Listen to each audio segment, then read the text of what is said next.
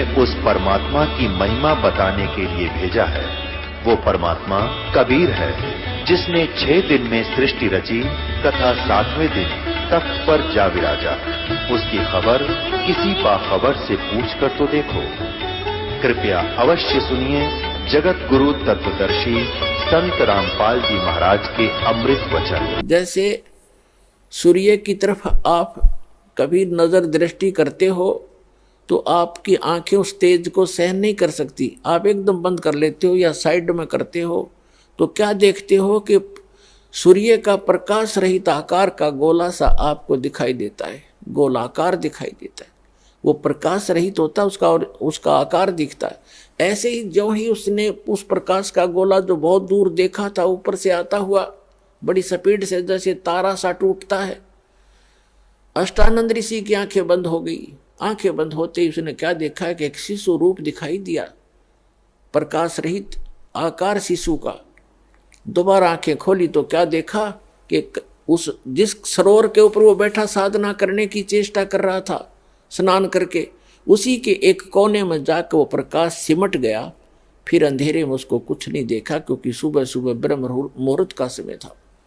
वो चला गया उठ के अपने गुरु जी के पास उसका शंका का समाधान कराने के लिए कि आज मैंने ये क्या देखा गुरुवर। उनके गुरु जी थे स्वामी रामानंद जी। तो नीरुनिमा नाम के वो निसंतान दंपति थे, वो उठाकर ले गए। उनके घर परवरिश होने से 25 दिन तक परमात्मा ने कोई आहार नहीं किया, ना जलपान किया। वो चिंतित हो गए दोनों पति पत्नी। फिर परमात्मा ने कुंवारी गाय का दूध पीना प्रारंभ किया।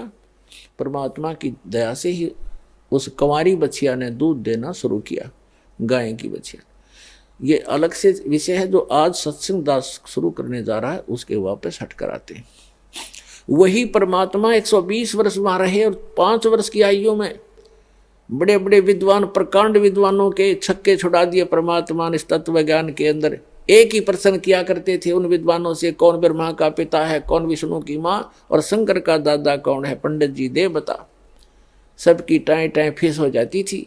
ये तो अजरो अमर हैं, इनके कोई माता पिता नहीं है। और हमारे सदग्रंथों में लिखा है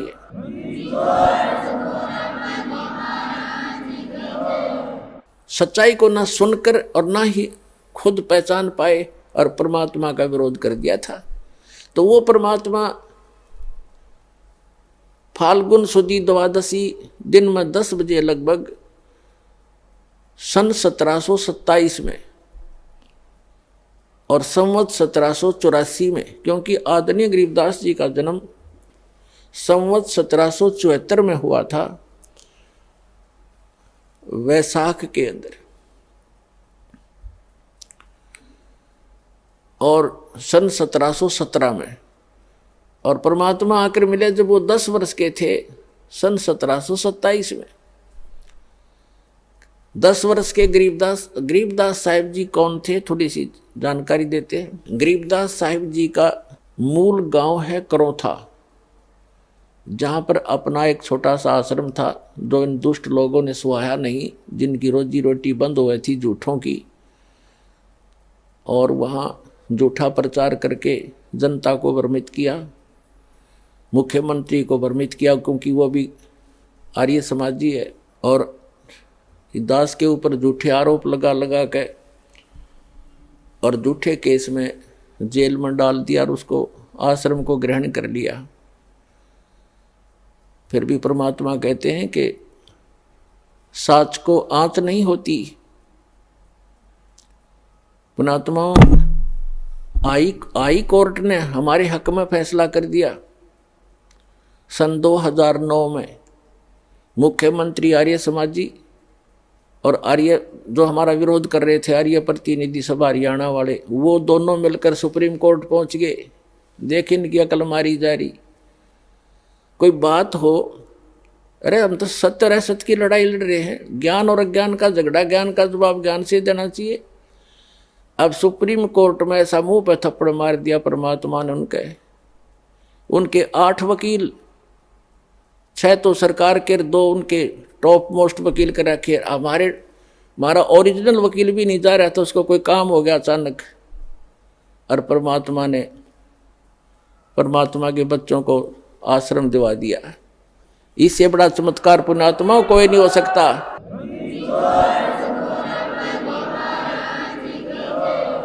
अब भगवान से बाहर कौन जाएगा? ये जज क्या है? ये भी परमात्मा के रिमोट से चलते हैं, उसी के बच्चे हैं, उनकी बुद्धि उनके हाथ में है। एक सेकंड में सच्चाई को ऊपर ला दिया। अरे पुण्यात्माओं, हमने उस आश्रम की आवश्यकता भी ना रह रही थी, क्योंकि वहाँ पर तुम्हारी गाड़ियाँ भी ना खड़ी हों सारी। जब आज हमारी व्हीकल चले जाओ, व्हीकल भी ना हो उसमें, वो तो ऑडेक रह गया। लेकिन इनकी जात का बेड़ा पट गया कि इसे मुख्यमंत्री होया करें। राजा को चाहिए दोनों तरफ की बात सुनकर जब डिसीजन लेना चाहिए। एक तरफ जुआ जुड़ जा, तो ये कलयुगी राजाएं हैं। पुराने राजाओं का आप हिसाब लाओ।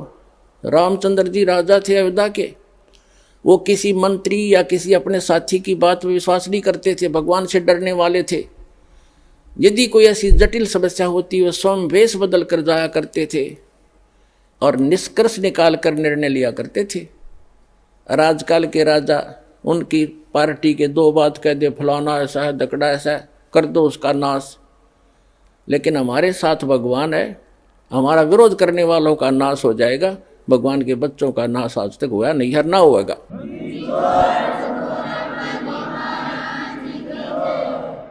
और हम ना किसी का बुरा सोचा और ना सोचते।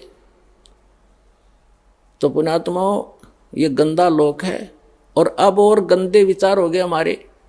भगवान से डर रहा नहीं, और जब तक ज्ञान नहीं होगा अध्यात्म, तो भगवान से डरना छोड़ देता आदमी, और तभी मार खाता है। और ज्ञान होगा फिर, जैसे बच्चा छोटा सा होता है, वो कोई तार नीचे गिर गया हो लूज हो के, और वहां से कोई स्पार्क को ज्वाइंट हो, उसका स्पार्किंग हो रही है, उसको आतिशबाजी जानकर उसको भी पकड़ लेता है छोटा बच्चा और मर जाता है। जब वो बच्चा सियाना होता है, उसका दिमाग सही काम करता है, तो फिर वो डर बताते हैं उसको कि इसमें बिजली हाथ मत लगाना। फिर वो बच्चा औरों को भी बचाता है कि इसके निकट ना जाना, स्पार्क है, बिजली है, इसमें मर जाएगा। आप भी बचाएगा, औरों को बचाएगा। तो इसी प्रकार जैसे कोई बच्चा कोई बोतल रखी है जिसमें विष हो, और वो लगा के मुंह में पी लेता, उसको पता ही नहीं, मर जाता है। तो पुण्यात्मा, जब उस बालक को ज्ञान होगा, बड़ा हो जाएगा, उसको लिखा है विष है, तो वो आप भी नहीं हाथ लाओ और दूसरों को भी नहीं लाने देगा कि इसके हाथ ना लगाना, इसमें जहर है। तो पुण्यात्मा, जो गलतियां आज हम कर रहे हैं, हम तत्व ज्ञान अध्यात्म ज्ञान की कमी के कारण वो विष पान कर रहे हैं, स्पार्क वाला तार पकड़ रहे हैं, रिश्वत लेकर और चोरी करके, जारी करके, मिलावट करके, और एक दूसरे को अपनी ताकत का दुरुपयोग करके सता के हम विष पान कर रहे हैं। और जब ज्ञान होगा, हाथ भी नहीं लावेंगे, चाहे कुछ भी हो, भूखे मर लेंगे पर बुराई नहीं कर सकते। जैसे कर का जहर का रंग होरी हो, कहो कौन तिस खावे राम रंग होरी हो। आदरणीय गरीबदास साहिब जी को परमात्मा मिले, फिर अध्यात्म ज्ञान दिया। आज उसी का प्रकरण चल रहा है, लेकिन बीच बीच में बहुत सी साइड कथाएं सुनानी पड़ती हैं, तभी सत्संग बनता है। आदरणीय गरीबदास साहिब जी को परमात्मा मिले थे, सचखंड लेकर गए थे, फिर वापस छोड़ा था। उन्होंने उस तत्व ज्ञान को प्राप्त किया परमात्मा से। परमात्मा ने उनकी आत्मा में, कबीर जी ने पूरा अध्यात्म ज्ञान फीड कर दिया था। तब उन्होंने कहा था कि जैसे कर का जहर का रंग होरी हो, कहो कौन तिस खावे राम रंग होरी हो। कहते हैं आपके घर में होरी माने खुशी, जैसे आप होली मनाते हो, खुशी का दिन मनाते हो, कहते ये होरी नकली है। असली होली तो जब होगी तुम्हारे घर में भगवान की भक्ति होगी, सब दुख रोज टलेंगे। एक भक्त कह रहा था, जी हमने 11 वर्ष हो गए आज तक कोई त्योहार नहीं मना लिया इस शरण में आए। जब इससे पहले क्या था कि ऐसे कभी तो घर में किसी भाई की मृत्यु होगी, कभी चाचा की होगी, कभी ताऊ की होगी, ताऊ के लड़के की होगी, कभी बहन का बटेऊ मर गया, तो कभी बहन मर गई। तो ऐसे 11 वर्ष हो गए हमने कोई त्योहार नहीं मनाया, रोया करते बैठ के त्योहारों को। तो ये खाक त्योहार है। तो परमात्मा कहते हमारी शरण में आओ, थारा रोज होली रहेगी। और जैसे बुराई तुम करते हो, जो बुराइयां करके धन संग्रह करते हो या किसी को सताते हो, ये तो ऐसा कर रहे हो जैसे जहर खा रहे हो। और जब आपको ज्ञान होगा तब कहते जैसे किरका जहर का रंग होरी हो। किरका माने कण, विष का एक कण भी कहीं पड़ा हो और आपको पता हो ये विष है, और विष की क्वालिटी गुण को आप जानते ही हैं। कहते हैं उस कण को भी, अब तो आप मुट्ठी भर खा रहे हो, एक कण को भी आदमी नहीं खा सकता, इन्हें पता लग जाए ये विष है, तो अभी पता ही नहीं आपको ये विष है। तो ये जानकारी कराने के लिए सत्संग किया जाता है कि जो गलतियां आप कर रहे हो धनी बनने के लिए या लोक दिखावा करके लोक लाज में फंस गए, ये ना करो। और आपने यहाँ भी सुख मिलेगा। इस कबीर भगवान की शरण में आ जाओ, ये आपका पिता है, ये समर्थ है, आपके घर में सारे सुख देगा। तो इसलिए कहा है जैसे किरका जहर का रंग होरी हो, कहो कौन तिस खावे राम रंग होरी हो। तो फिर ये गलतियां कोई नहीं करेगा, जहर नहीं खाएगा। ये बुराई करना, चोरी करना, रिश्वतखोरी करना, मिलावट करना, किसी को सताना, आप दुख पालेगा। भक्त दूसरे को दुखी नहीं कर सकता, यह आत्माएं नहीं स्वीकारेगी आपकी इस ज्ञान के आधार से। तो क्रोथा का प्रसंग चला था, इसलिए आपको बताना पड़ा कि हमारा एक छोटा सा आश्रम था, इन दुष्टों को सुहाया नहीं, क्योंकि इनके ज्ञान की खाल उतार दी दास ने, अज्ञान की। इनसे भी आचार्यों की, शंकराचार्यों की, जितने भी मंडलेश्वर थे, ये डुप्लीकेट आदमी है, इनके पास तत्व ज्ञान नहीं है। और ये महर्षि दयानंद, ए भगवान, इतना नकली आदमी, इसका कोई ज्ञान प्रमाणित नहीं, इसकी कोई ग्रहणी करनी स्वस्थ नहीं, और इसको महर्षि मान करके आज तक हम आदर की दृष्टि से देखा करते थे। देखो, आदमी तो मानो आदरणीय होता है, लेकिन उसकी जो सीख थी वो आधार था कि वेदों अनुसार ज्ञान बता रहा हूं मैं, और सत्यार प्रकाश लिख दिया, वेद अनुसार लिखा मैंने। जब दास ने वेदों को देखा, इसलिए महर्षि दयानंद के ज्ञान को वेदों से मिलाया कि यदि इसका ज्ञान वेदों से मिलता हो, और कबीर भगवान का ज्ञान तो सर्व वेदों का निष्कर्ष है, तो कबीर साहब के ज्ञान से तो उसको मिलना कहाँ था, वो तो वेदों से ही मेल नहीं खाया। तो दास ने इतना कहा था, भाई इसको छोड़ दो, उनके हित में कहा था, कोई उनसे हमने उनका कोई संपत्ति प्राप्त नहीं करनी थी, सिर्फ रास्ता दिखाना था कि अभी तक आप गलती पर हो और ये गलत मार्ग है। महर्षि दयानंद को वेद ज्ञान नहीं था, आप वेद को सच्चा मानते हो, वेद में ही देख लो। अब आम जनता जो आर्य समाजी है वो कौन है? हमारे भाई हैं, बहन हैं, मामा और बुआ के भाई बहन बेटियां हैं। लेकिन ये दुष्ट लोग हैं जो आचार्य, ये अपने स्वार्थवश उन्होंने ये सोचा कि यदि हमारे समाज के व्यक्तियों को इस सच्चाई का पता लग गया, सारे रामपाल के पास चले जाएंगे, इनका कल्याण हो जाएगा और तुम्हारी दुकान बंद हो जाएगी। ये उद्देश्य लेकर उन्होंने जुल्म ढा दिया। तो ये लोग कभी तैसी नहीं हो सकते, आज तक नहीं हुए ये लोग स्वार्थी। और दास ने परमार्थ में शीश दे रखा है, जेल चाहे जान जाओ, जेल की तो बात क्या है, पर इसको ऊपर लाकर छोड़ दूंगा, मालिक का साथ दास के है, सच्चाई को ऊपर लाऊंगा, पूरा विश्व का कल्याण होगा।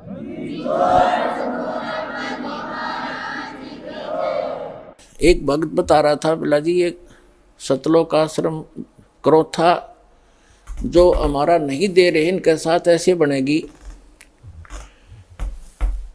एक व्यक्ति था, उसने कोई गलती कर दी तो पंचायत हुई, उसने फैसला कर दिया भाई 100 रुपये जुर्माना कर दे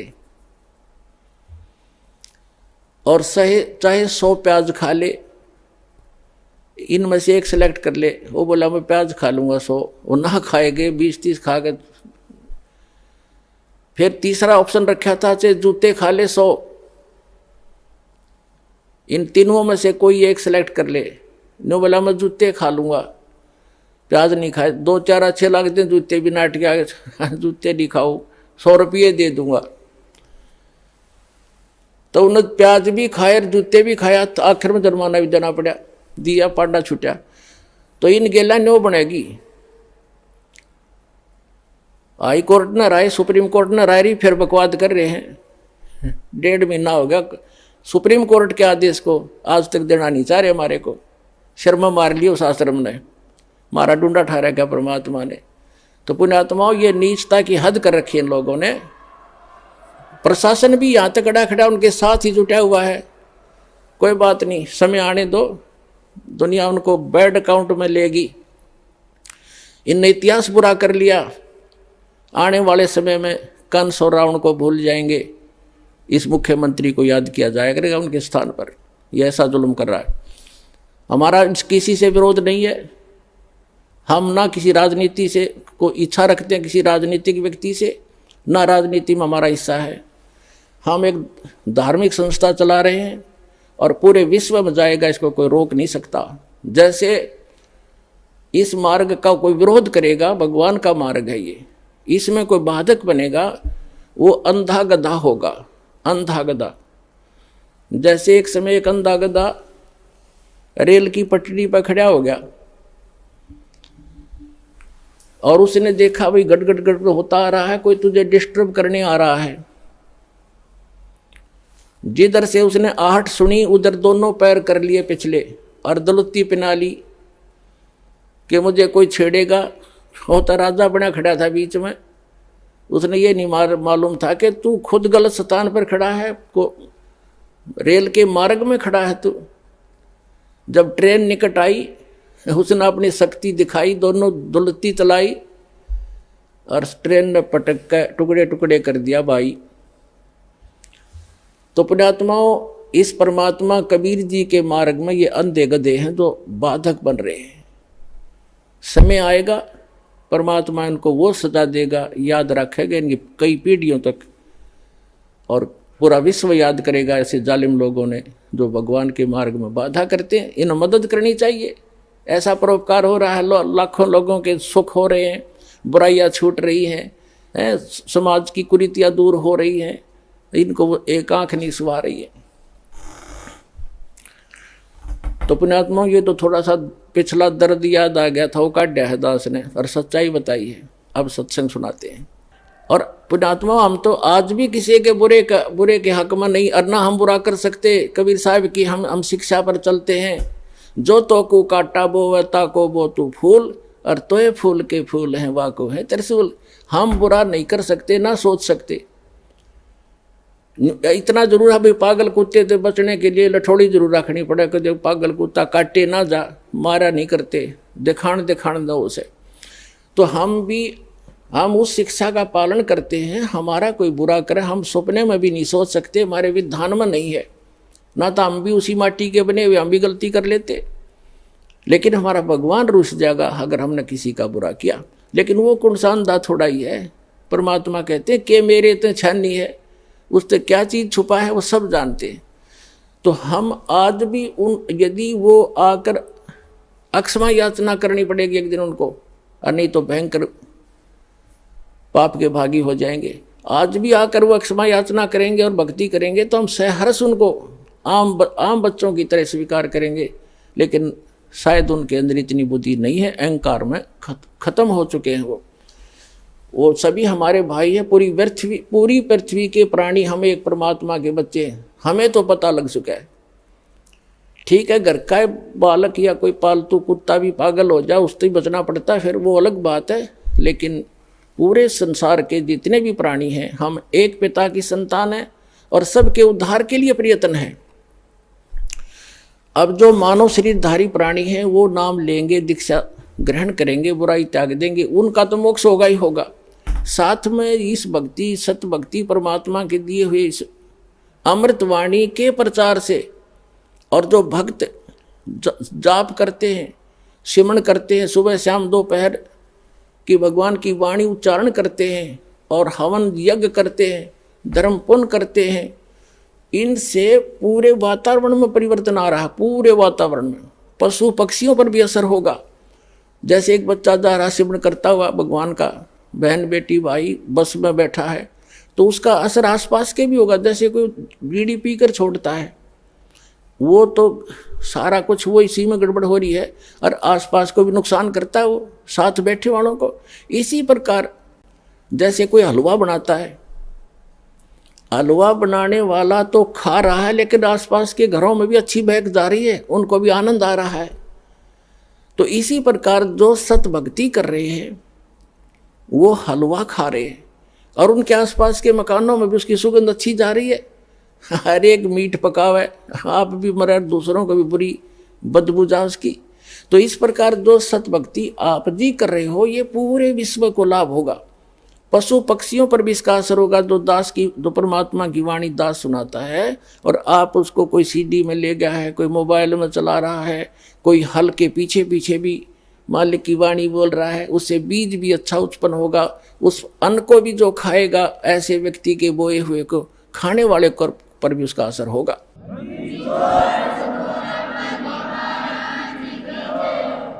एक समय परमात्मा कबीर जी के भक्त थे। वो कहीं किसी अन्य पहुंच गए, किसी भगत के, अपनी बहन, कोई भगतमती बहन थी, यानी कोई सेविका थी, उसके वहां चले गए। परमात्मा के जाने के बाद ये अपने आप मनमुखी संत भी बन जाते हैं, लेकिन भक्ति करने से थोड़ी बहुत उनके अंदर वो साधु गुण अवश्य आ जाते हैं। उनसे आगे लाभ भले ही ना होता, लेकिन वो आध्यात्मिक मार्ग से परिचित अवश्य होते हैं। तो इस प्रकार का एक संत किसी अपनी सेविका के घर चला गया, और गुरुजी आगे गुरुजी की सेवा श्रद्धालु खूब करते हैं। और उनके घर, उस बहन के घर, जिसके घर वो उसकी शिष्या थी, उसके घर गया था वो संत, उसके घर उसकी बहन आई हुई थी, उस लड़की की बहन, और उसकी इकलौती पुत्री थी। वो विधवा हो गई थी 1 महीना पहले, और उस लड़की ने, संत भक्त आए हुए थे, उनके भोजन में उसने भोजन बना दिया। उसकी बहन ने कहा, बहन तू बना दे, मुझे कुछ और काम है और सेवा करती हूँ मैं। तो उस बहन ने वो भोजन बनाया, साधु संत ने खाया। सुबह उठ के उसको सारी रात सपने आए, मेरी बेटी विधवा होगी, हे भगवान क्या होगा, मेरी बेटी विधवा होगी, इसके तो बालक भी छोटे छोटे हैं, अब इसका क्या हाल होगा है। आगे दूसरा पति, उसका भाई भी नहीं था पति का, बटेऊ का, अब इसका क्या रहा होगा, यानी इतनी चिंतित थी। तो सुबह उठ के उस संत ने कहा अपनी शिष्या से, बहन आज ये हमारा भोजन किसने बनाया था, ये कल रात का जो भोजन था ये किसने बनाया था। तो उसने बताया, जी मेरी बहन आई हुई है, उसने बनाया था। अच्छा, क्या उसका कोई आपत्ति है उसके ऊपर, कोई दुख है उसको। कहा महाराज जी घना दुख उसको, तो नाम तो ले नहीं रखा। उसकी एक का बेटी थी, और वो विवाह करा था, 2 बालक छोटे छोटे, उसके पति की मृत्यु होगी, विधवा होगी बेटी, यह बहुत दुखी है। तो पुण्यात्माओं, अब उसके द्वारा बनाए गए वो सोच विचार जो उसके थे उस अन्न में पहुंचे, और उस अन्न को खाने से उस संत भी डिस्टर्ब हो गया। और इसी प्रकार आप इस भक्ति, जैसे बहन बेटियां हैं, अब क्या करती हैं, मोबाइल परमात्मा ने चला दिए, और बहुत से सिस्टम ऐसे चल गए हैं। ये इतना सहज मार्ग है पुण्यात्माओं। जैसे आरती करते हो, सुबह का नित्यनेम भी करते हैं, क्योंकि इसमें मानसिक काम नहीं है। जैसे खाना बनाना इस रूटीन है। अब जैसे गाड़ी चलाते हैं, अब उसमें मानसिक काम घना नहीं होता, अभ्यास हो जाता है इनका, अपने हाथों का अपने आप ही। तो उसमें भगवान की भक्ति, जैसे आरती लगा दी, आरती भी करता रहे और काम भी करता रहे। और जैसे तो इसी प्रकार जैसे बहन आरती करती हैं, या मंत्र करते करते नाम आरती, रोटी बना रहे हैं, मंत्र करने लगे, तो उनका असर उस अन्न में भी होगा, और खाने वाले को भी वो अनुकूल करेगा, उसमें उसका लाभ देगा। तो इसी प्रकार ये साधना ऐसी है, इससे बहुत पूरे विश्व का कल्याण हो जाएगा। अब उस प्रसंग पर आते हैं जहां हमने शुरू करना था। तो क्रोथा आश्रम जो है, क्रोथा गांव है एक, जिला रोहतक के अंदर, रोहतक झज्जर रोड पे, और वहां गरीबदास जी का मूल गांव था, धनखड़ गोत्र उनका। और वो किसान यानी जाट जाट किसान उस घर में जन्म था उनका। उनके जो पिताजी थे वो गांव छुडानी में ब्याहे थे, यानी गरीबदास जी के नानके थे वो छुडानी में। और गरीबदास जी की माता का कोई भाई नहीं था, जिस कारण से गरीबदास जी के पूज्य पिताजी श्री बलराम जी नाम था उनका धनखड़, और वो अपने ससुराल में घर जमाई रहने लग गए थे। वहाँ जमीन बहुत घनी थी, आज के 1400 एकड़ जमीन उस समय के 2500 बीघा, वो बीघा दूसरा होता था। तो इतनी जमीन संपत्ति थी, तो वहां रहने लगे। वहां जाने के बाद, छुडानी में जाने के बाद 12 वर्ष के उपरांत गरीबदास जी का जन्म हुआ था, और गरीबदास जी आजीवन वहीं रहे। उनकी संतति है आज भी, आधा गांव लगभग धनखड़ गोत्र से है, छुडानी जिला झज्जर हरियाणा। तो गरीबदास जी का ज्यादा आना जाना क्रोथा गांव में ही रहा, क्योंकि भाईचारा वहीं था। तो कहने का भाव दास का ये है कि गरीबदास जी जब 10 वर्ष के हो गए और अपने ही, क्योंकि तब तो उन्हीं की अपना ही सारा कुछ हो चुका था, नाना जी की सारी संपत्ति उन्हीं की थी। लगभग 150 गव्वे रखे हुआ था उसका नाना जी, रखा करते थे, क्योंकि जमीन बहुत थी। उसमें चरागा बना देते, वर्षा हो जाती, कुछ खाने के लिए गेहूं जौ आदि बीज लेते, चने सरसों हो जाती। बाकी का समय पशुओं के, बाकी समय जो स्थान था, बाकी की जमीन को पशुओं के लिए ही वो प्रयोग किया करते थे, पशुपालन करते थे। उसके साथ साथ 2-4 किराए के पाली होते थे गांव के, और कुछ ऐसे व्यक्ति होते थे जो गव्वे रखते थे, लेकिन उनके पास अपनी जमीन नहीं होती थी, वो भी उसी में चराया करते थे। ऐसे पहले आपस में बड़ा प्रेम होता था। जो पैसे वाले व्यक्ति गरीबों की बहुत मदद किया करते थे, निस्वार्थ किया करते थे। तो ऐसे 10-12 पाली गवाले इकट्ठे होकर प्रतिदिन गव्वे चराने जाया करते थे। अपनात्मा, ये वो शुभ दिन है द्वादशी का, जो आप और हम ये त्योहार मनाने जा रहे हैं। हमारे संतों के ये त्योहार हैं, और ये वो अनमोल त्योहार हैं कि जिस दिन भगवान, जिस भगवान के लिए हम भटक रहे हैं, राजाओं ने राज त्याग दिए, ऋषि महर्षियों ने शरीर गाल दिए तपस्याएं करके, लेकिन इस काल भगवान ने रास्ता ठीक नहीं दिया उनको। और भगवान रास्ता देने आए, सही विधि बताने आए, तो हमने स्वीकार नहीं किया अपनी अबोधता के कारण। अपन परमात्मा दिन का फाल्गुन सुदी, यानी फाल्गुन मास की द्वादशी, चांदनी द्वादशी, दिन के 10 बजे जो पाली, जैसे आजकल आप देख रहे हो बाहर धूप खूब हो जाती है, तो गव्वें चल रही थी। वो सभी 10-12 पाली इकट्ठे होकर के खाना खा रहे थे। सुबह सुबह का बखत से चले जाते थे लेकर के 6 बजे, 7 बजे, 5 बजे पशुओं को। 10 बजे से वहाँ अपना खाना खा रहे थे, लगभग खाना खाने ही वाले थे। तभी परमात्मा आए सतलोक से, एक महात्मा, जिंदा महात्मा का रूप बना के, और थोड़ी सी दूरी पर, 500 फुट की दूरी पर आसमान से आकर वहाँ पृथ्वी पर अवतरित हुए। और ऐसे उसके साथ से रास्ता था, जिस वृक्ष के नीचे, जंडी के पेड़ के नीचे वो खाना खा रहे थे बच्चे बैठ के, कुछ बड़े थे कुछ बालक थे। उसके साथ से रास्ता जाता था दूसरे गांव को, कबलाना गांव से, छुडानी से कबलाना गांव सीमा लगती है। उस सीमा के ऊपर ही छुडानी के खेतों में परमात्मा वहां आकर अवतरित हुए। और उस रास्ते पर ऐसे जैसे राहगीर, एक यात्री चलता है पैदल, ऐसे चलते आ रहे थे। उन पालियों ने देखा कि महाराज जी आ गए, महात्मा जी, और प्रणाम किया। सभी ने राम राम कहा, परमात्मा ने भी राम राम का उत्तर दिया। तो जितने भी वहाँ पाली गवाले थे उन्होंने कहा महाराज जी भोजन पाओ, आ जाओ भोजन खा लो।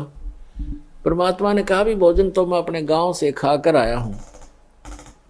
बच्चों ने सोचा कोई डेरा होगा कि कहाँ से आए हो महात्मा जी। उन्होंने कहा कि मैं सतलोक से चलकर आया हूँ भाई, मेरा गांव है सतलोक। बच्चों ने सोचा होगा कोई सतलोक गांव भी होगा भाई कितना। फिर महाराज जी भोजन खा लो, भोजन नहीं खाओगे ना तो दूध तो पीना पड़ेगा अपना, क्योंकि हम अतिथि को ऐसे बगैर खाए पिए जाने नहीं देते। एक प्रेम भाव से आतिथ्य सत्कार करने के लिए उन्होंने ऐसे बोला। तो परमात्मा ने कहा भाई दूध पिलाना चाहते हो तो पिला दो, मैं कंवारी गाय का दूध पीता हूं। अब जो बड़े बड़े पाली थे, कोई 40 वर्ष का, कोई 50 वर्ष का, कोई 30 वर्ष का, कोई 20 वर्ष का, वो कहने लगे महाराज जी आपकी दूध पीने की नीत नहीं है, आप तो मजाक करते हो। कंवारी गाय कोई दूध दे सकती है? गाय तो जिसको बच्चा हो चुका हो, लागड़ गाय ही दूध दे सकती है। परमात्मा बोले भाई देख लो, यदि दूध पिलाना है तो कंवारी गाय का पीता हूं। तब गरीबदास जी खड़े हुए, 10 वर्ष के बालक थे। कहते पिछले तप से होत है पूर्ण हंस मुराद। पिछले संस्कार से प्रेरणा बनती है। जो आप यहाँ पहुंचे क्रोथा में ऐसे नहीं आते। इस ज्ञान को दुनिया सुनने लग रही है और कह रहा लाखों लोग करोड़ों लोग सुनते हैं और कौन पहुंच पाते हैं। पिछले जब से होत है पूर्ण हंस मुराद। पिछले संस्कारों से ये सब काम मनोकामनाएं पूर्ण हुआ करती है। तो एकदम खड़े हुए जैसे बालक लीला करते हैं, अबोध बालक सा। एक गाय थी, बछिया थी उनकी, एक बहुत प्रिय। उसके गले में एक छोटा सा रस्सा बांध रखा था। उस रस्से को पकड़ के ले आए, हुआ साथ चल पड़ती थी गरीबदास जी के। जहाँ ले जाता तो वह ऐसी शरीफ सी थी। और वो गाय थी 1-1.5 वर्ष की, दूध छोड़ रखा था माँ का पीना, अभी नए दूध हो ही नहीं थी वो, यानी गर्भ नहीं धारण किया था, सांड ने टच नहीं की थी। अनब्यावर कहते हैं उसको। वेदों में ऋग्वेद मंडल नंबर 9 सूक्त नंबर 1 मंत्र 9 में यही स्पष्टीकरण दिया है कि जब वो परमात्मा आता है तो कंवारी अभियधन्या धेनु शृणंती, मतलब कंवारी गाय से उसके परिवर्ष की लीला होती है और कंवारी गाय का दूध पीता। तो उन्होंने कहा भाई, गरीबदास जी ने कहा देखो महाराज जी इसका बालक तो बच्चा तो है नहीं कोई, हैं छोटे छोटे थन सतन है इसके, या दूध कैसे देगी। तो परमात्मा ने कहा, खड़े वह बछिया खड़ी थी और ऐसे थपकी मारी, लंबे लंबे सतन हो गए। और कहा परमात्मा ने कि कोई सफ़ेद कोई पात्र लाओ साफ। तो मिट्टी के पात्र होते थे, उनको मांझ धोकर रखा हुआ था, जैसे लस्सी का ले जाते हैं, वो उन्होंने खाली कर लिया था, धो भी लिया था। कहने लगे ये ला पात्र, इसके नीचे रख ले भाई। गरीबदास जी नीचे बैठ गए। कबीर परमात्मा ने कमर पर थपथपी लगा दिया, आशीर्वाद दिया बछिया को। लंबे लंबे सतन हो गए, 3-3, 4-4 इंच के, और दूध की धार बंद की और वो पात्र भर गया, फिर बंद हो गई अपने आप। पुणात्मा गरीबदास जी ने वो सारा का सारा दूध परमेश्वर को दे दिया। परमेश्वर ने थोड़ा सा पिया और फिर कहा ले बच्चों पी लो, ये अमृत है, इस लोक से नहीं, ये मेरे सतलोक से आया है। लेकिन जो बड़े अपने बुद्धिमान माने थे, अकलबंद माने थे, वह कहने लगे हम ना पीवा, पाप का दूध है। तंत्र जंतर मंत्र करके कुंवारी बछिया का निकाल दिया, हम ना पीवा कुंवारी बछिया का दूध, ये तो पाप का दूध है। और तेरी जात का पता नहीं तो कौन सी जात का है, तेरा जूठा कदे भी ना पीवा मैं। तब गरीबदास जी ने कहा 10 वर्ष के बालक ने, ला मुझे दो भगवान, आपका अमृत कब कब प्राप्त हो हमें। तो पुण्यात्माओं ये कहते हैं पालने में पूत के पैर पहचान हो जाती है। बचपन से ही उसमें कुछ ऐसे विलक्षण गुण होते हैं जो पुण्यात्मा होती हैं। ऐसी पुण्यात्माओं को परमात्मा आकर मिलते, उसका विधान है ऋग्वेद मंडल नंबर 9 सूक्त नंबर 86 मंत्र 26 और 27 में। ऋग्वेद मंडल नंबर 9 सूक्त मंत्र 82 मंत्र 1, 2, 3 में। ऋग्वेद मंडल नंबर 9 सूक्त 20 के मंत्र 1 में। ऋग्वेद मंडल नंबर 9 सूक्त 54 के मंत्र 3 में।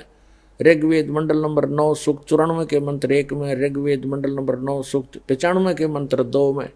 ऋग्वेद मंडल नंबर 9 सूक्त, एक मंत्र 9 में, ऋग्वेद मंडल नंबर 9 सूक्त 96 के मंत्र 16 से लेकर 20 में यही प्रमाणित किया है कि वो परमात्मा ऊपर के लोक में रहता है, सह शरीर है, नर आकार है, सिंहासन की तरह, राजा की तरह सिंहासन पर विराजमान है, वहां से गति करके आता है, सह शरीर आता है, अच्छी आत्माओं को मिलता है, उनको उपदेश देता है, ज्ञान देता है, सत्य भक्ति बताता है, और यहां कवियों की तरह आचरण करता हुआ घूमता है, वाणी के द्वारा अपना महिमा गाता है, लोकोक्तियों के माध्यम से, दोहों के माध्यम से, जिस कारण से एक प्रसिद्ध कवियों में से भी एक प्रसिद्ध कवि का की उपमा उपाधि भी प्राप्त करता है, लेकिन वो होता है भगवान। ये निष्कर्ष है चारों वेदों का। तो पुण्यात्माओं, उसी विधान अनुसार वो परमात्मा वहां आए, गरीबदास जी से फिर ज्ञान सुनाने लगे। वो उन अच्छी आत्माओं में से एक थे, वो महापुरुष आदरणीय गरीबदास साहिब जी, जो छुड़ानी के बालू में जन्मे थे, और वहां आकर के परमात्मा ने उनको सत्य ज्ञान दे दिया। फिर गरीबदास जी ने आग्रह किया कि हे भगवान, आप जो ऐसा सुख में स्थान बताते हो जहां हम पहले रहा करते थे सभी, और वहां कोई अभाव नहीं, वहां ऐसी फुहार गिरती रहती है, सुंदर शरीर है, नाश नहीं होता, कभी वृद्ध नहीं होते, कभी रोग नहीं होता, मृत्यु नहीं होती, सबके परिवार हैं, वहां आपके घर बने बनाए शेष खाली पड़े हैं, क्या मुझे वो स्थान दिखाओगे? परमात्मा तो अपना गवाह बनाने के लिए आते ही है कि मेरा गवाह बने, दुनिया को बताएगा। फिर छाती ठोक के गरीबदास जी को परमात्मा ने प्रथम मंत्र दिया और जल पान वो कराए, दूध पान करा दिया। प्रथम मंत्र में ऐसे ही किया जाता है। दास भी जब से मंत्र देने लगा है, मेरे गुरुदेव भी ऐसे ही करते थे। प्रथम मंत्र के साथ आपको वचनामृत दिया जाता है, वचन से शुद्ध करके, और साथ में मिश्री दी जाती है ये, और मंत्र दिया जाता है। ऐसे पेय पदार्थ के साथ इसको पान परवाना कहते हैं। तो गरीबदास जी को ऐसे पान परवाना दिया था दूध के साथ, और फिर सतलोक लेकर गए। जब गरीबदास साहिब जी जा रहे थे, धर्मराज का लोक दिखाया, ब्रह्मा विष्णु महेश का लोक दिखाया, और एक कॉमन स्वर्ग था वो दिखाया, ब्रह्मलोक दिखाया। ब्रह्मलोक के अंदर परमात्मा ने दिखाया कि एक नकली सतलोक, नकली अलखलोक, नकली अगमलोक और अगम अनामी लोक। इस काल ने झूठी रचना करवा रखी है जीव को भ्रमित करने के लिए। और फिर धर्मराज के दरबार में लेकर गए, फिर ऊपर गए, सारा कुछ दिखा करके सतलोक में जब पहुंचे परमात्मा, 12वां द्वार पार करके, 12वां द्वार पार करके सतलोक में पहुंचा जाता है। अभी तक ये कोई 10वां द्वार तक सीमित थे, और एक जम्मू के अंदर रांजड़ी का एक मधु परमहंस का भाव है, वो तो छाती कुट्या करता के 11वां द्वार पा गया, 11वां द्वार पा गया, आज तो किसी ने नहीं बताया। अरे भले आदमी कबीर साहब की वाणी में पढ़ लिया तो घर ते लाया था, और वो भी इनकम्प्लीट नॉलेज। जबकि 12वां द्वार पार करके परमात्मा प्राप्ति होगी, अर्धी की गांठ से पंसारी नहीं बन जाता। तो 12वां द्वार पार करके परमात्मा सतलोक लेकर गए, 7 संग ब्रह्मांड उसके अक्षर पुरुष के पार किए, और जब सतलोक में प्रवेश किया, क्या देखा? सिंहासन के ऊपर परमात्मा विराजमान है, उनका इतना सुंदर शरीर है, तेजों में प्रकाश, सुंदर शरीर, सफेद शरीर है मालिक का, बहुत सुंदर। और एक रोम में, रोमकूप समझो, रोम कहो, एक रोमकूप की इतनी शोभा है जैसे करोड़ सूर्य मिला दे, करोड़ चंद्रमा। इतना नूर है उस परम पिता के बॉडी का, इतना सुंदर शरीर है, चमक इतनी निकल रही है उसके अंदर से। सिंहासन पर विराजमान, सिर पर मुकुट है, सुंदर मुकुट जैसे राजा पहनते, और ऊपर एक सफेद छत्र है। एक बहुत बड़ा गुम्बद बना हुआ है, बहुत बड़ा सुंदर गोल गोलाकार का गुम्बद जिसको स्तूप भी बोलते हैं। जब परमात्मा नीचे से गए, वो जिंदा महात्मा के रूप में थे, और वहां एक चंवर रखा था, जिंदा महात्मा के रूप में जो परमात्मा दूसरे रूप में गए थे नीचे पृथ्वी से गरीबदास जी को साथ लेकर के, उसकी आत्मा को, शरीर नीचे रह गया था गरीबदास जी का, आत्मा को ले गए थे सूक्ष्म शरीर, फिर ऊपर कारण शरीर सब छोड़ करके वहाँ ओरिजिनल शरीर होता है जो आत्मा का, स्वयं का 16 सूर्य का प्रकाश हो जाता पूरी बॉडी का, है नर आकार, मनुष्य दृश्य ही है वहाँ पर सतलोक में। सभी जितने भी वहाँ मनुष्य हैं, स्त्री पुरुष हैं, इसी तरह संसार है और सबका नूरी शरीर है और उनका अपनी बॉडी का प्रत्येक का तो 16 सूर्य जितना प्रकाश है और परमात्मा के एक रोमकूप का करोड़ सूर्य में राजे करोड़ चंद्रमा इतना शरीर है, ऐसा प्रकाश है। लेकिन है दोनों ही एक जैसे आकार के, मनुष्य आकार है सबका, भगवान भी नर आकार में है, मानव आकार में, और सभी वहाँ के प्राणी भी मनुष्य जितने, स्त्री पुरुष बहन भाई सब मनुष्य जैसे ही है। और ऐसी सृष्टि है, वहाँ वृद्धावस्था नहीं होती, वहाँ मृत्यु नहीं होती, ये बॉडी जो नाड़ी तंत्र से नहीं होता वहाँ पर, वो सुंदर शरीर होता है, एक तत्व से बना हुआ होता है। उसका वर्णन यहाँ करना और समझाना भी आपके लिए, दास के लिए दुर्लभ है, क्योंकि आप उस अतिथि को पकड़ नहीं पाओगे, वो तो वहाँ जाए पता लगेगा आपको। आकार ऐसा ही है, वहाँ वृद्धावस्था नहीं होती, सदा युवा रहते हैं। एक अतिथि में जा कर के युवा जब हो जाते हैं वो एक, बस उसके बाद उसकी आयु घटती बढ़ती नहीं। तो इस प्रकार वहाँ की स्थिति है। गरीबदास जी ने वहाँ का नज़ारा देखा, ओए होए, और फिर क्या किया कि कबीर साहब जो जिंदा महात्मा के रूप में गए थे, वो चंवर उठाकर अपने दूसरे रूप जो सिंहासन पर विराजमान थे उस पर चंवर करने लगे। जैसे एक सेवक अपने गुरुदेव पर करते हैं या नौकर अपने राजा पर करते हैं, राजा के सेवक श्रद्धा से मक्खी हटाने के लिए, जीव जंतु ना मर जाए उद्देश्य तो उनका ये होता है। लेकिन वहाँ एक शौक के लिए, शान और आदर सत्कार के लिए करते हैं, वहाँ मच्छर माखी का कोई लेन देन नहीं है, कोई व्यवहार नहीं है। तो गरीबदास जी ने सोचा कि ये जो नीचे से बाबा जी आया है, ये तो नौकर है इस भगवान का, इसका सेवक है, चेला चला होगा इसका, और भगवान तो ये बैठा है, नो देखे बार बार उसके चेहरे का। गरीबदास जी कहते हैं कि सवेत छतर सिर मुकुट विराजे, और देखत ना उस चेहरे नो, भगवान के सिर पर सफेद मुकुट है, ऊपर सफेद छत्र है और सुंदर मुकुट है। कहते उस चेहरे ने देखते नहीं, वो साकार है, हमरे ही उनिहार है, हमारा सृजनहार। उनिहार माने हमारी शकल का, हमारे जैसा है हमारा भगवान, हमारा सृजनहार। तो गरीबदास जी असमंजस में पड़ गए, भी ये क्या चक्कर है। उन्होंने देखा ये है भगवान तय। इतने में क्या हुआ कि वो खड़ा हो गए, जो सिंहासन पर विराजमान थे तेजो में शरीर युक्त परमात्मा सतपुरुष, वो खड़े हुए, और जो बाबा जी रूप में साधु जिंदा महात्मा के रूप में नीचे से गए थे, वो उस सिंहासन पर विराजमान हुए। और वो तेजो में नूर शरीर वाला जो भगवान दिखाई दे था, वो चमर उठाकर उस जिंदा महात्मा वाले बॉडी पर, शरीर पर, सिंहासन पर विराजमान पर चमर करने लगे एक सेवक की तरह। अब गरीबदास जी कभी बाबा जी की तरफ देखे, कभी भगवान की तरफ देख रहे थे। अब सोच रहे थे मन में कि बाबा जी था छांडी भाई, भगवान इसका ऊपर चौवर करे, ये क्या चक्कर है। इतने में क्या हुआ कि वो तेजो में शरीर और जिंदा वाले शरीर में समा गया। अकेले वो कबीर भगवान जो नीचे से एक जिंदा महात्मा के रूप में गए थे, अनंत कोट ब्रह्मांड के सिंहासन पर विराजमान है और चंवर अपने आप हो रहा है। और परमात्मा का, जिंदा महात्मा का रूप फिर उतना ही नूरी बन गया, इतना तेज बन गया, और सकल न्यों की न्यों।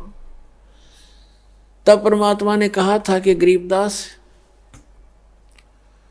जहां तुम रह रहे हो बालक, वो एक पुनिशमेंट प्लेस है, वो एक प्रिजन है तुम्हारे लिए, एक कारागार है, वहाँ कोई जीव सुखी नहीं। अब वहां से जब देखते हैं ऊपर जाकर के आत्मा निर्मल हो जाती है, और वहाँ इतनी तेज दृष्टि होती है, यहाँ की सुई सुई देख सकता वहाँ का गया हुआ व्यक्ति, इतनी आत्मा की आई का इतना तेज है उसकी नज़र। तब गरीबदास जी नीचे देख रहा है, ओए होए, ऐसे दिख रहे जैसे कीड़े मकोड़े तंग पा रहे हो। प्रत्येक की बॉडी के अंदर का सामान भी दिखाई देता वहां से, इसके अंदर क्या है। इसमें ब्लड की नदियां बह रही हैं, नाड़ियां, इनके अंदर ब्लड बह रहा, वो भी उसके अंदर भी करोड़ों जीव घूम रहे हैं, हाँ मचल मचा रहे हैं, इधर घूम रहे हैं, टट्टी पेशाब हार्ड मांस ये दिखाई देता। अब तो हमारी आंखों पर चर्बी डाल रखी है हमने, ये सब कुछ दिखाई देता है। सर की पॉलिश पे, पाउडर पे, दिन रात लिपस्टिक लाण पे, डंगे पे, डंगा लाण पे हम अपना जीवन नाश कर देते हैं और 1 सेकंड में मृत्यु हो जाती है। इसमें कीड़े पड़ जाते हैं, जख्म हो जाता है। इसके अंदर हम संतुष्ट हुए बैठे हैं और यहाँ की बकवादों में इसको जीवन नाश करते हैं, जो वहां जाकर पता चलता है। तब परमात्मा ने कहा कि गरीबदास अब नीचे जा बेटा, ये है तुम्हारे स्थान, ये खाली महल पड़े सारे, जो नीचे चीटी से लेकर हाथी तक, और राजा और रंग जितने पृथ्वी पर इस काल के 21 ब्रह्मांड में तुम गए हो, और जितने ये परब्रह्म के, उस परब्रह्म के अक्षर पुरुष के लोक में गए हैं, इन सब के इस सतलोक के अंदर अलग अलग बहुत सुंदर महल हैं, एक जैसे, उनमें कोई अंतर नहीं किसी भी फैसिलिटी का। वहाँ कोई ऊंच और नीच नहीं है, वहाँ कोई जात और पात नहीं है, वहाँ मरण और वृद्ध अवस्था नहीं है। ये वो स्थान है। पुणात्माओं, गीता अध्याय नंबर 7 के श्लोक नंबर 29 में कहा कि अर्जुन, मेरे इस ज्ञान का जो आश्रय कर लेगा, चौथे अध्याय के 32 और 34 में श्लोक में कहा है कि भगवान वो परमात्मा स्वयं आकर के अपने मुख कमल से तत्व ज्ञान प्रचार करता है। उसके अंदर यज्ञों की जानकारी, धार्मिक अनुष्ठानों की जानकारी विस्तार पर पूर्वक कही गई है। वो तत्व ज्ञान है। उस तत्व ज्ञान को तत्वदर्शी संतों के पास जाकर समझ, यानी गीता ज्ञान दाता भी उस तत्व ज्ञान से अपरिचित है। वो गॉड गिवन ज्ञान है, वो तत्व ज्ञान है। भगवान आकर स्वयं देता, अपने मुख कमल से बोलता, सच्चिदानंद घन ब्रह्म, वो परम अक्षर ब्रह्म। तो 7वें अध्याय के 29वें श्लोक में कहते हैं, गीता ज्ञान दाता कह रहा है कि मेरे इस ज्ञान का जो आश्रय कर लेता है, तत्वदर्शी संत की खोज कर लेता है, और वो व्यक्ति जरा और मरण से छूटने का प्रयत्न करते हैं। कौन करते हैं? जो संपूर्ण अध्यात्म से परिचित और सभी कर्मों से परिचित, वो व्यक्ति जरा यानी बुढ़ापा और मरण माने मृत्यु से मोक्ष के लिए, सदा के लिए, छुटकारे के लिए प्रयत्न करते हैं, जो उस तत्व ब्रह्म से परिचित हो चुके हैं, सारे धात्म ज्ञान से परिचित हो चुके और सब कर्मों से परिचित हैं। जैसे आज के सत्संग में एक विशेष ये भी दास बता रहा है कि ऐसे कर्म नहीं करने चाहिए जिनसे हमें वो भोगने को दुबर हो, भारी हो। आइए अब हम उन श्रद्धालुओं के अनुभव जानते हैं जो जगत गुरु तत्वदर्शी संत रामपाल जी महाराज जी से दीक्षा प्राप्त कर चुके हैं तथा उनके द्वारा बताए गए भक्ति मार्ग पर चल रहे हैं। नमस्कार सर। नमस्कार सर। सर क्या नाम है आपका? सर मेरा नाम अरुण कुमार दुबे एडवोकेट है। सर आप कहाँ से हैं? सर जी मैं वाराणसी जिले से हूँ। सर संत रामपाल जी महाराज से नाम दीक्षा आपने कब ली? सर जी परम पूज्य संत रामपाल जी महाराज सदगुरुदेव जी से मैंने 19 नवंबर 2019 को दीक्षा प्राप्त की। संत रामपाल जी महाराज से नाम दीक्षा लेने से पहले आप क्या भक्ति साधनाएं किया करते थे? सर जी मैं सांसारिक भक्ति जैसे गांव में लोग करते हैं, तो ब्राह्मण खानदान में पैदा हुआ हूं, तो ब्रह्मा विष्णु महेश शंकर देवी देवता, गणेश जी, हनुमान जी, भोलेनाथ, गंगा जी, यमुना जी, बद्रीनाथ, हरसू ब्रह्म, हरिद्वार, तमाम ऐसे जगहों आना जाना था और ब्राह्मण के नाते वो करता था, कर्मकांड वो भी करता था।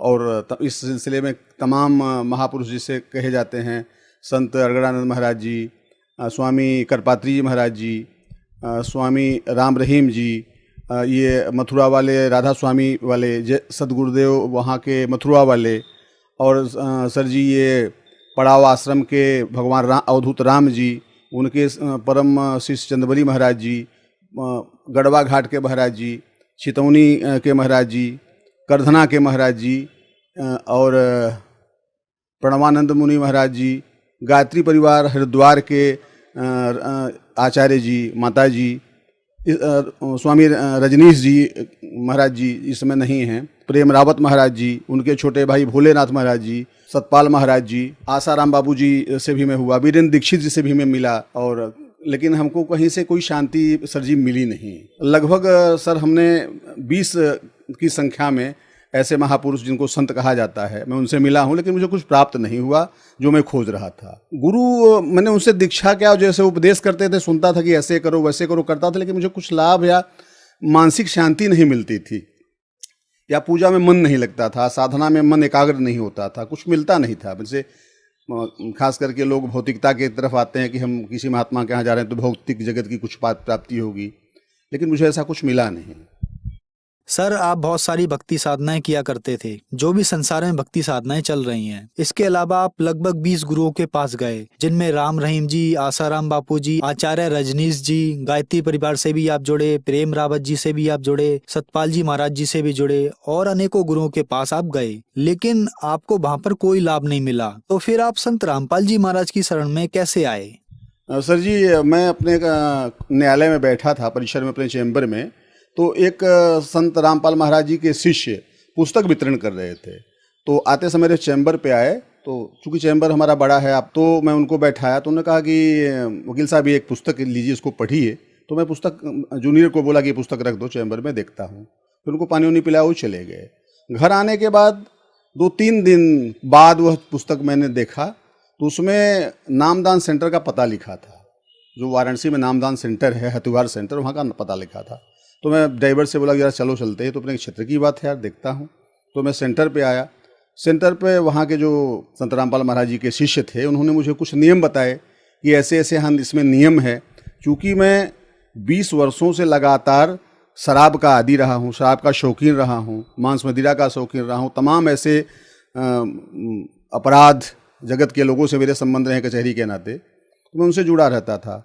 लेकिन यहाँ आश्रम पे आए तो यहाँ के जो शिष्य हैं लोग, हमको समझाया कि ऐसे ऐसे आपको करना है, तब आपकी भक्ति चल पाएगी। तो हमने कहा ठीक है, मुझे एक दिन का समय दीजिए, घर जाता हूँ, पूछता हूँ। तो मैं अपने श्रीमती जी से बात किया कि ऐसी सी बात है, क्योंकि अगर ऐसा बात है तो आप चल करके वहाँ उपदेश लीजिए, अगर आपका ऐसा बदल जाए तो। फिर मैं अपने श्रीमती जी के साथ यहाँ पत्नी के साथ आया।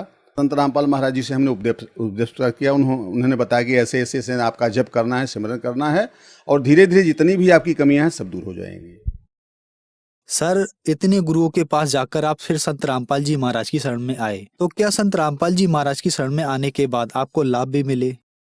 सर जी, अगर हम गिनाएं तो एक पुस्तक मुझे लिखनी पड़ेगी, लेकिन प्रथम दृष्टया आप देख लें कि जो व्यक्ति लगातार 20 वर्षों से शराब शिकार का आदी है, तमाम ऐसे गलत आदतों का आदी है, उसका यह नशा छूट गया एकदम पूर्ण रूप से। मैं शराब पीता था, पान करता था, बीड़ी सिगरेट, चैम्बर में बैठ के हुक्का पीता था, बियर बार में मैं जाता था, मेरे साथ तमाम लोग रहते थे, मांस का सेवन करता था, अंडा का सेवन करता था। मैंने कोई ऐसी चीज़ नहीं थी जो संसार में जिसको आप गंदा कह सकते हैं, उसका प्रयोग मैं नहीं करता था, मैं सब करता था। लेकिन सदगुरु श्री संत रामपाल महाराज के शरण में आने से, उनसे दीक्षा लेने के बाद ये पूर्णतया मेरा छूट गया। और मेरा छोटा पोता था सर जी, वो इतना बीमार था, इतना सीरियस था कि हम लोग समझ गए कि बस इसकी जान अब नहीं बच पाएगी। डॉक्टर हमको, गांव के डॉक्टर बोले कि हमारे बस की बात नहीं है। लेकिन संत रामपाल महाराज जी, गुरु जी के कृपा से आज बच्चा चंगा है, 4 साल का हो गया है। मेरे 2 बच्चे हैं सर, एक मेरा लड़का अश्विनी कुमार दुबे, वो उसको भी मैं नाम दिलाया हूँ, वो एकदम पूर्ण रूप से पागल हो गया था सर जी। और railway line, Bombay Bhandup station पर रेलवे लाइन पर पूरा नंगा उलेटा हुआ था। बॉम्बे की पुलिस ने उसको वहाँ के जे हॉस्पिटल में भर्ती कराया। मुझे फ़ोन आई पुलिस के द्वारा कि वकील साहब आपका लड़का यहाँ एडमिट है। मैंने परमात्मा संत रामपाल महाराज से अरदास लगाई, मेरा बच्चा सकुशल है और बैंक में स्टेट असिस्टेंट मैनेजर के पद पर कार्यरत है। मेरा दूसरा लड़का चाल चलन से बहुत ही दूर निकल गया था हमारे हाथ से, उसका मैंने एडमिशन करवाया, वो LLB की अंतिम वर्ष की परीक्षा की तैयारी कर रहा है। संत रामपाल महाराज जी की शरण में आने से, उनकी कृपा से आज वह हमारा काशी अखबार का मालिक है, उसका अपना निजी प्रिंटिंग प्रेस है। यही सब हमारे लाभ हैं सर जी। और कितनी गिनती में गिनाऊं।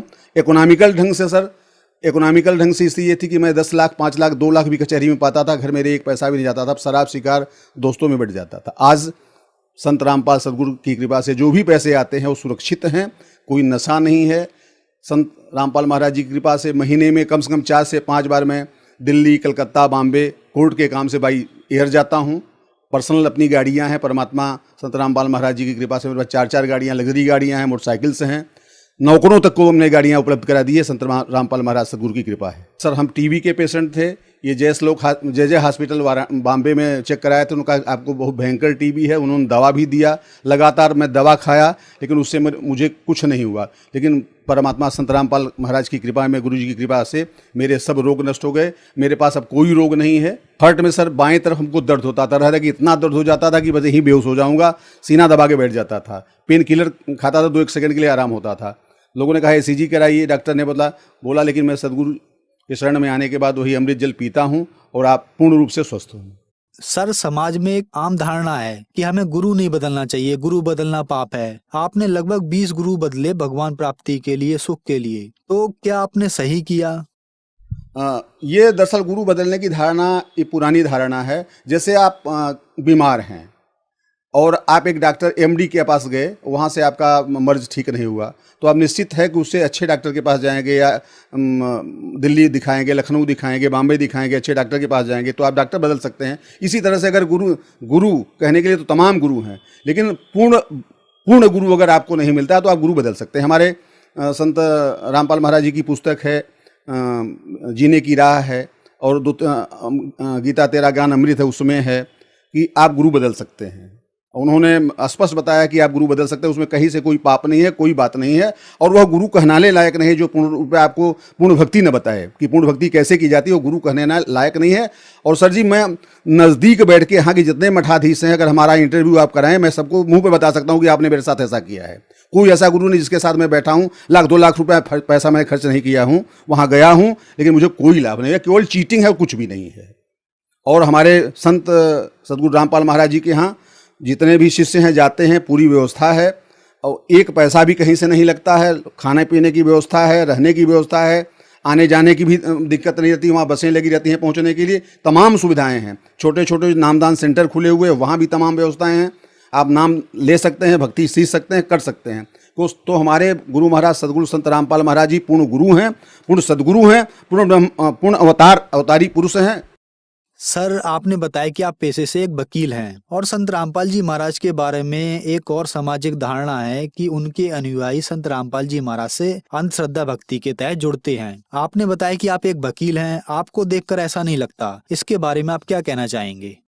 हमारे गुरु संत रामपाल महाराज जी भक्ति की जो विधा बताते हैं, उसमें गीता का उदाहरण देते हैं, यजुर्वेद का उदाहरण देते हैं, श्रीमद् भागवत का उदाहरण देते हैं, श्रीमद् देवी भागवत का उदाहरण देकर के समझाते हैं कि ऐसी भक्ति आप करिए, ये भक्ति झूठी है। जैसे आपके लोग पहले बता रहे थे, उदाहरण देकर, प्रमाण देकर, किताब खोल करके बताते हैं कि ऐसी भक्ति है, इसमें ये 3 जो है, यही जो नाम है, यही पूर्ण परमात्मा का यही नाम है, ये ब्रह्म का नाम है, परम ब्रह्म का नाम है, पूर्ण परमात्मा का नाम है।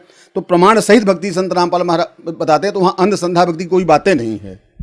सर संत रामपाल जी महाराज से नाम दीक्षा कैसे ली जा सकती है? सर हमारे महाराज जी संत रामपाल महाराज जी के सत्संग जो है टीवी चैनलों पर, कई चैनलों पर आते हैं, उस पर नीचे पीली पट्टी बार बार चलती रहती है, उसमें नंबर पे आप संपर्क करके नाम सेंटर में जा करके उसका पता लेकर के वहाँ नाम प्राप्त कर सकते हैं, और लोग ऐसा कर रहे हैं।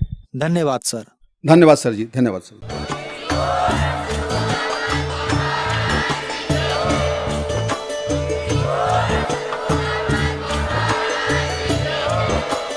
आप सुन रहे थे जगत गुरु तत्वदर्शी संत रामपाल जी महाराज जी के मंगल प्रवचन। अधिक जानकारी के लिए विजिट कीजिए हमारी वेबसाइट www.jagatgururampalji.org। संत रामपाल जी महाराज जी के शुभ आशीर्वाद से पूरे विश्व भर में 500 से भी ज्यादा नाम दीक्षा केंद्र हैं, जिन पर संत रामपाल जी महाराज जी द्वारा ऑनलाइन निःशुल्क नाम दीक्षा दी जा रही है। अपने नजदीकी नाम दीक्षा केंद्र का पता करने के लिए संपर्क करें 8222880541।